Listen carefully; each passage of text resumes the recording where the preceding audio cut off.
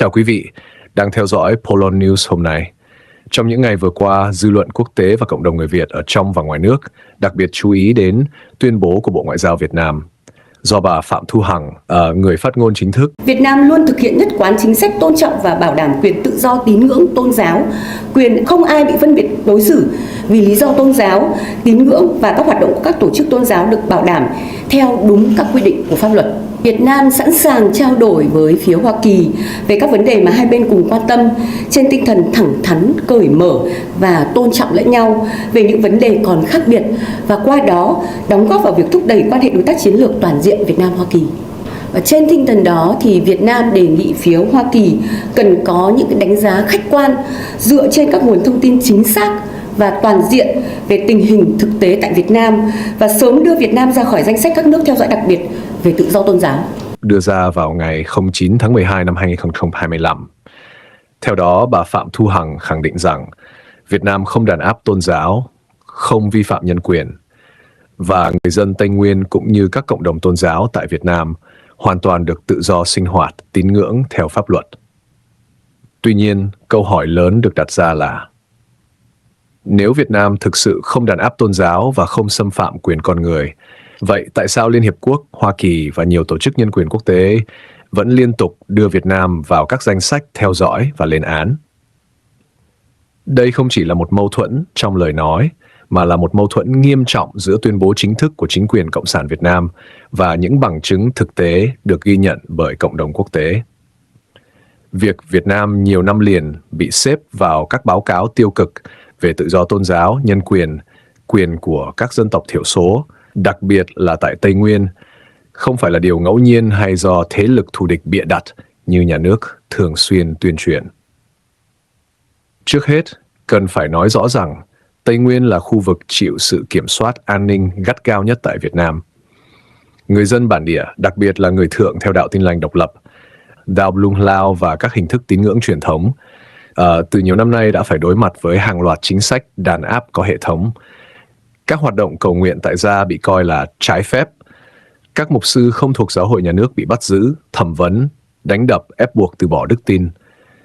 Đây không phải là những cáo buộc chung chung, mà là các trường hợp cụ thể đã được Human Rights Watch, Amnesty International, USCRF và Liên Hiệp Quốc ghi nhận trong nhiều báo cáo độc lập.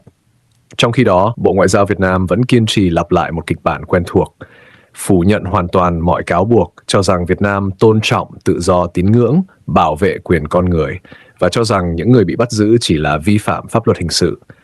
Nhưng thực tế cho thấy là luật pháp Việt Nam đang bị sử dụng như một công cụ để trấn áp tôn giáo thông qua các điều luật mơ hồ như lợi dụng quyền tự do dân chủ, gây chia rẽ dân tộc hay đe dọa an ninh quốc gia. Ngày 9 tháng 12, 2025, khi bà Phạm Thu Hằng lên tiếng phản đối các báo cáo quốc tế, chính là thời điểm cộng đồng quốc tế đang kỷ niệm Ngày Nhân quyền Thế giới. Việc một quốc gia bị nêu tên trong ngày này không phải là sự xúc phạm, mà là lời cảnh báo nghiêm khắc về những vi phạm kéo dài và chưa được khắc phục. Thế nhưng, thay vì đối thoại một cách thiện chí, chính quyền Cộng sản Việt Nam lại chọn cách chối bỏ, phản bác và đổ lỗi, tiếp tục né tránh trách nhiệm. Một câu hỏi khác cần được đặt ra, tại sao Hoa Kỳ nhiều lần xem xét đưa Việt Nam trở lại danh sách các quốc gia cần quan tâm đặc biệt về tự do tôn giáo? Không có quốc gia nào bị đưa vào danh sách này chỉ vì lý do chính trị đơn thuần. Đó là kết quả của hàng trăm hồ sơ, lời khai của nạn nhân, hình ảnh, video và các báo cáo xác minh độc lập. Từ việc ngăn cấm người dân Tây Nguyên mừng Giáng sinh, phá bỏ nhà nguyện, cưỡng ép ký giấy bỏ đạo, cho đến việc bắt bớ các lãnh đạo tôn giáo không chịu sự kiểm soát của nhà nước, tất cả đều cho thấy một thực trạng đáng báo động. Đáng chú ý hơn, mức độ bắt bớ và ép buộc người dân tôn giáo không những không giảm mà còn ngày càng gia tăng. Sau mỗi lần Việt Nam ký kết hiệp định thương mại hay vận động quốc tế, làn sóng đàn áp lại tiếp diễn một cách âm thầm nhưng quyết liệt hơn. Điều này cho thấy chính quyền Việt Nam đang sử dụng chiến thuật hai mặt. Một mặt đối ngoại thì nói về tự do và cải cách. Mặt khác trong nước vẫn duy trì bộ máy công an, an ninh để kiểm soát đời sống tinh thần của người dân. Việc bà Phạm Thu Hằng phản đối các báo cáo quốc tế không thể xóa đi thực tế rằng Việt Nam đang bị đặt dưới sự giám sát ngày càng chặt chẽ của Liên Hiệp Quốc và Dân Chủ.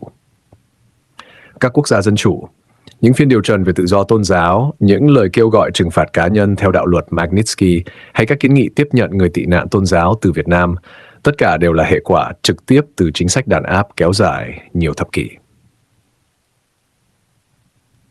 Đối với người dân Tây Nguyên, đặc biệt là cộng đồng người Thượng, những tuyên bố Hoa Mỹ từ Bộ Ngoại giao hoàn toàn xa rời cuộc sống thực tế. Khi họ vẫn bị theo dõi từng buổi cầu nguyện, bị gọi lên đồn công an vì đọc kinh thánh, bị đe dọa cắt trợ cấp nếu không từ bỏ đức tin, thì không thể nói rằng Việt Nam có tự do tôn giáo thực sự. Tự do không thể tồn tại trên giấy tờ mà phải được bảo đảm trong đời sống hàng ngày của người dân. Chính vì vậy, cộng đồng quốc tế không thể làm ngơ trước những gì đang diễn ra.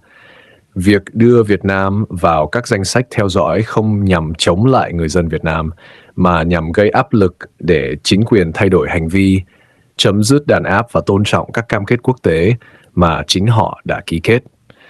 Công ước quốc tế về các quyền dân sự và chính trị không thể chỉ là một tờ giấy trang trí trong quan hệ đối ngoại. Cuối cùng, cần nhấn mạnh rằng sự thật không thể bị che giấu mãi mãi. Trong thời đại thông tin toàn cầu, tiếng nói của những người bị áp bức ở Tây Nguyên, của các tín hữu bị bắt bớ, của các gia đình có người thân đang chịu án tù vì đức tin, tất cả đang dần được thế giới lắng nghe. Những tuyên bố phủ nhận của Bộ Ngoại giao Việt Nam, dù được lặp lại bao nhiêu lần, cũng không thể xóa bỏ thực tế là tội phạm nhân quyền và đàn áp tôn giáo tại Việt Nam đang ngày càng nghiêm trọng. Polo News sẽ tiếp tục theo dõi sát sao tình hình, lắng nghe tiếng nói của nạn nhân và truyền tải sự thật đến cộng đồng quốc tế.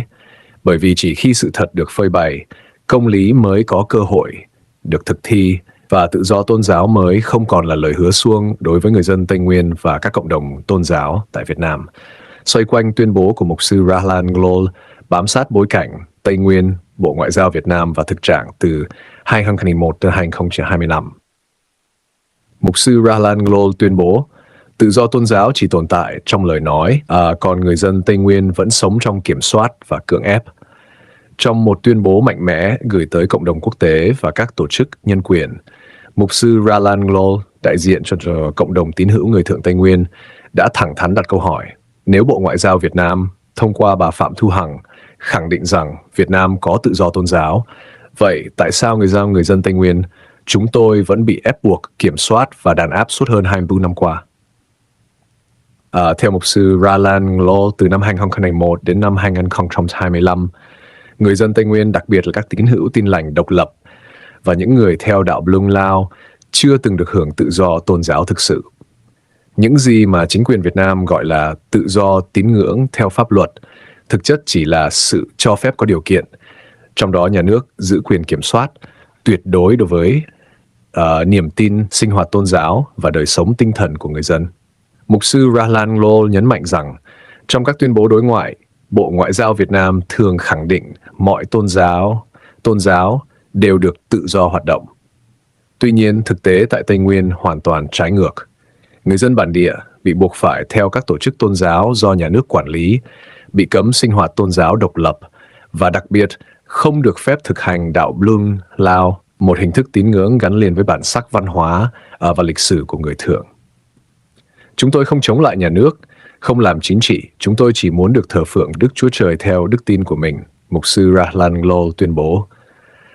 Nhưng chính quyền Việt Nam lại xem đức tin của chúng tôi là mối đe dọa, là cái cớ để đàn áp.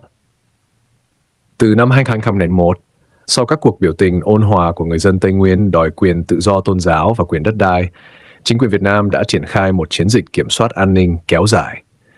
Hàng loạt làng bản bị đặt dưới sự giám sát của công an, người dân bị gọi lên làm việc chỉ vì tham gia cầu nguyện tại nhà. Nhiều mục sư và trưởng nhóm tôn giáo bị bắt giữ, giam cầm hoặc buộc phải ký giấy từ bỏ đức tin. Theo lời mục sư Rahlan Glol, kiểm soát tôn giáo ở Tây Nguyên không chỉ là vấn đề niềm tin mà còn gắn chặt với vấn đề đất đai. Đất truyền thống của người Thượng đã và đang bị thu hồi để phục vụ các dự án kinh tế, nông trường, thủy điện và doanh nghiệp tư nhân. Khi người dân phản đối, họ lập tức gán các tội danh liên quan đến gây rối trật tự, chia rẽ dân tộc hoặc lợi dụng tôn giáo. Trong suốt 24 năm qua, hàng nghìn gia đình người Thượng đã mất đất canh tác, mất rừng thiêng, mất nghĩa địa tổ tiên. Đất đai đối với chúng tôi không chỉ là tài sản, mà là linh hồn của dân tộc, mục sư Rahlan Glol nói. Khi đất bị lấy đi, đức tin cũng bị tấn công, vì mọi sinh hoạt tôn giáo của chúng tôi đều gắn với đất. Mục sư Rahlan Glol đặc biệt phản bác tuyên bố của bà Phạm Thu Hằng rằng Việt Nam không có đàn áp tôn giáo. Ông cho rằng nếu không có đàn áp, thì tại sao nhiều người dân Tây Nguyên vẫn nằm trong danh sách theo dõi đặc biệt? Tại sao công an địa phương vẫn đến từng nhà kiểm tra, đe dọa, ép buộc người dân bỏ đạo? Tại sao các lễ Giáng sinh, lễ cầu nguyện tập thể lại bị ngăn cấm hoặc phá vỡ? Ông cũng nêu rõ rằng đạo Blung Halal chưa bao giờ được nhà nước Việt Nam công nhận, mặc dù đây là đức tin bản địa của người Thượng, tồn tại từ lâu đời và không hề kêu gọi bạo lực. Việc không cho phép đạo này hoạt động là minh chứng rõ ràng cho chính sách phân biệt và đàn áp tôn giáo có hệ thống.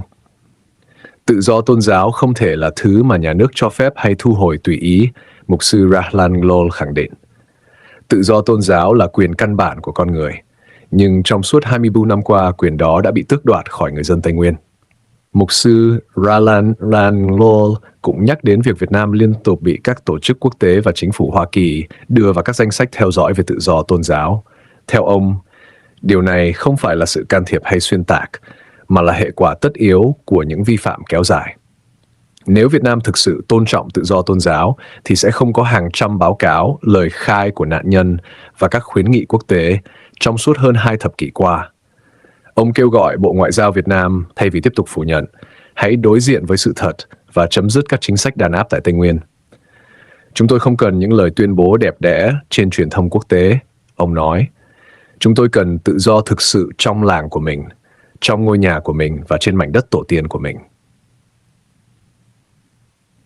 Tuyên bố của mục sư Rahlan Glol cũng là lời kêu gọi gửi tới cộng đồng quốc tế, Liên Hiệp Quốc và các tổ chức nhân quyền.